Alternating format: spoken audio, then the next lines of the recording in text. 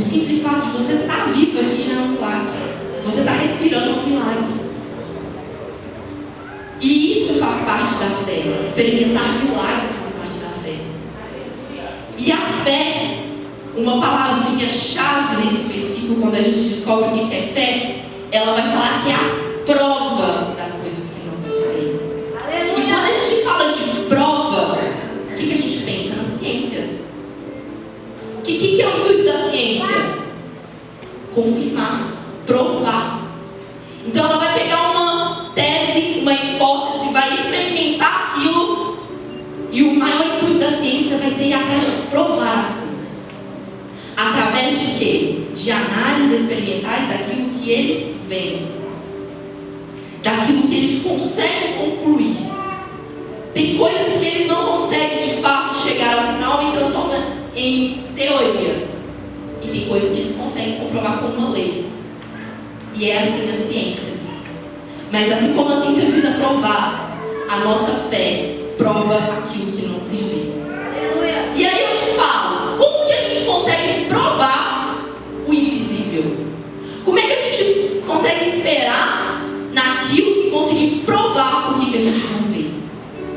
Quando a gente vai em Josué, nessa passagem, vamos só dar uma contextualizada aqui. Eu acho que se os adolescentes levantar aqui, eles vão me explicar melhor do que eu aqui, tenho certeza. E digo de passagem que eu fico muito orgulhosa. Quando eu vi ele subindo ali, eu fiquei muito feliz, porque a gente sabe o que é no coração de adolescente estar ali na frente de todo mundo respondendo uma maratona. Então, parabéns para vocês. A gente está ali na Regional do Barreto também acompanhando nossos adolescentes. E assim, a gente fica muito orgulhoso de ver vocês estudando, indo mesmo, encarando isso. E Deus vai honrar a vida de vocês. Deus vai abençoar a vida de vocês. Porque vocês se propuseram a estudar a palavra. Eu tenho certeza que se eu falar qualquer coisa, não vai levantar e ó, nem isso não. Mas vamos lá. Em Josué, nesse capítulo, estava acontecendo ali uma guerra, onde Israel estava lutando junto com Gibeão.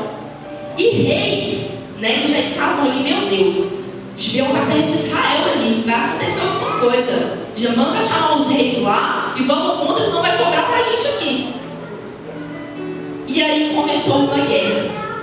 E no meio dessa guerra, Josué ele clama e fala: Sol, detente. Sol, pare. Lua, para. E por que isso?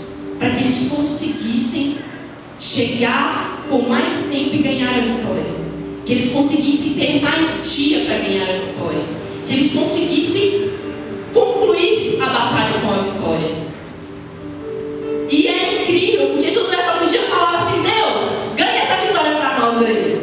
Mas ele ainda foi além e falou: Deus, para o sol.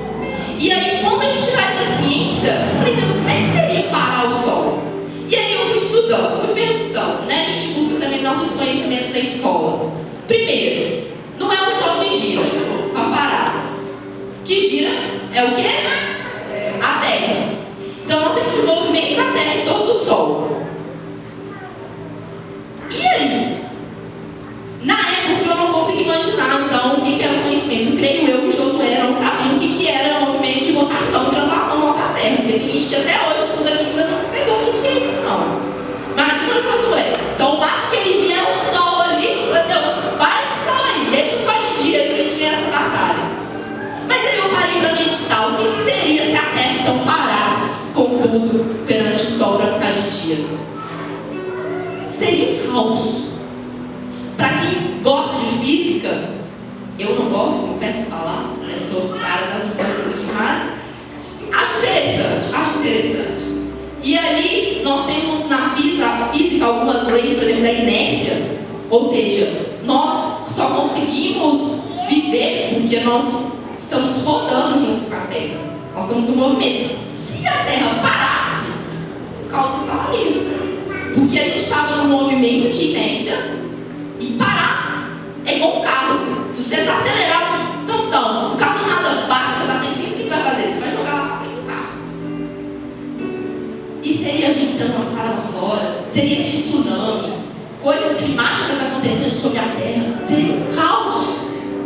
Então pensa um cientista ateu que não acredita em Deus, lê isso aqui e fala: como é que pararia isso aqui?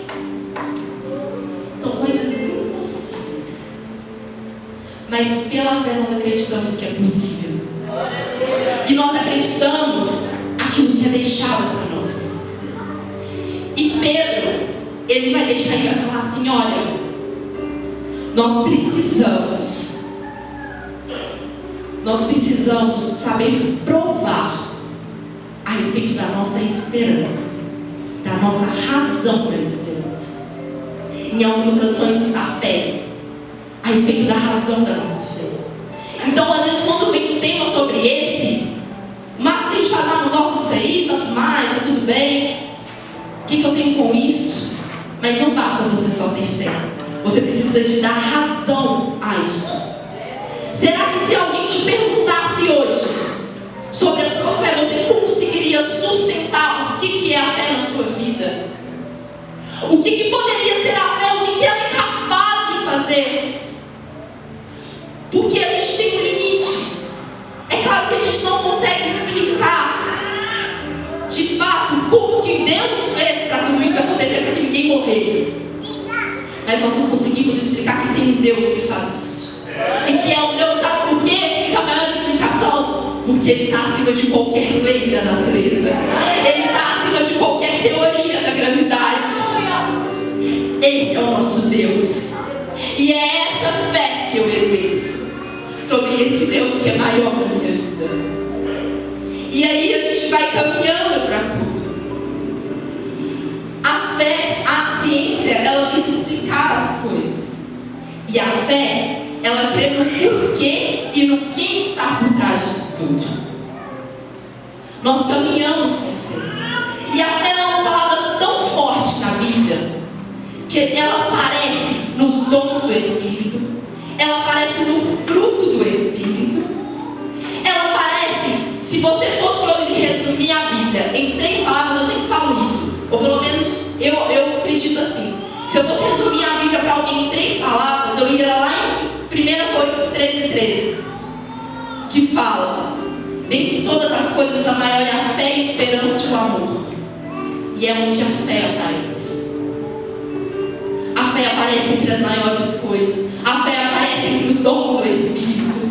A fé aparece lá no fruto do Espírito que a gente precisa exercer todos os dias. Às vezes a gente fica só com a longanimidade: oh Deus, me dá benignidade, oh Deus, me dá longanimidade, ter paciência, Jesus. Mas a gente esquece que a fé também é um fruto para ser exercido. E a gente vai vendo onde que está a fé em tudo. E a gente vai vendo que sem fé é impossível agradar a Deus. Então não é só uma coisa que você precisa exercer, é uma coisa que você precisa ter para agradar a Deus. E se a gente for mais longe ainda, é muito lindo. Porque quando a gente ouve a palavra, a gente tem a fé. A fé, ela vem pelo ouvir a palavra. Então, se você não está fundamentado na palavra de Deus, você não vai ter a fé. Por quê? A fé, gente, não sei se você sabe, mas se ninguém te contou ainda, crente é doido. Não escandaliza, mas cristão é doido. Se você não está sendo doido, é uma coisa diferente. Por que é o doido? Não todo mundo classifica aí. É aquela pessoa que não está no normal da realidade que as pessoas esperam. Você acha que as pessoas esperam o mar se abrir do nada? Você acha que as pessoas esperam uma oportunidade de emprego aparecer onde você nem imaginava? Você acha que as pessoas esperam ver um casamento? Eu vou te falar que eu estou passando nessa prova aí de falar: oh Deus, ama casamento. E só quem vive passa, porque ama mesmo, porque senão a gente não estaria nem em condições. Mas como explicar isso para um crente? Falar assim: ó, trabalho só com isso aqui, tem só isso aqui, ó. O que está acontecendo aí? São loucuras para aqueles que não entendem. A ciência vai tentar entender coisas que ela não vai conseguir. Porque é com a fé que a gente consegue provar as coisas. Enquanto a ciência, ela chega e fala assim: pode criar um Big Bang, mas da onde que está antes do Big Bang? Quem colocou esse Big Bang aqui? Não vai conseguir. Mas você vai conseguir falar: olha, eu consigo provar onde você não prova.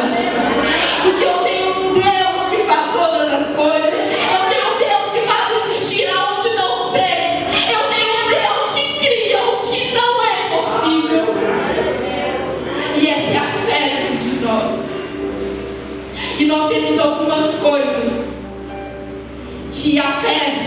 consegue comprovar. Nós temos coisas que até hoje, a ciência, nós temos estudiosos, e nós temos duas linhas dentro da ciência. Nós temos pessoas que detestam, que anti-movimentos da ciência, anti-remédio, anti-não sei o quê, que não, se a ciência não demora, ciência não pode. E temos as pessoas que são ao contrário disso. E hoje eu queria trazer para vocês algo para a gente pensar juntos. Eu sempre falo para os jovens da minha igreja, né, uma frase aí, que é: sejam críticos. Nossa, mas você está incentivando os jovens a ser críticos? O jovem já é crítico, já é chato, tem que fazer.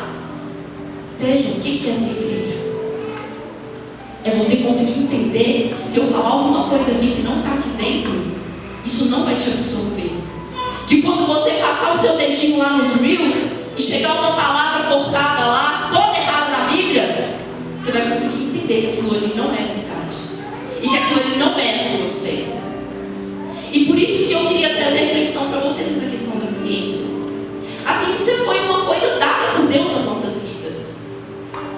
A ciência é uma coisa boa para nós. Hoje nós temos médicos, pessoas descobrindo uma cura, pessoas que trabalham com várias coisas por nós. E a gente consegue entender as coisas, isso é maravilhoso.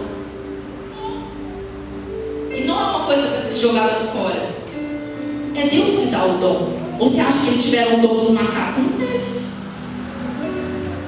Eles tiveram o dom de Deus. E é Deus que capacita. Só sabe qual que mais dói? Não é os cientistas ou as capacidades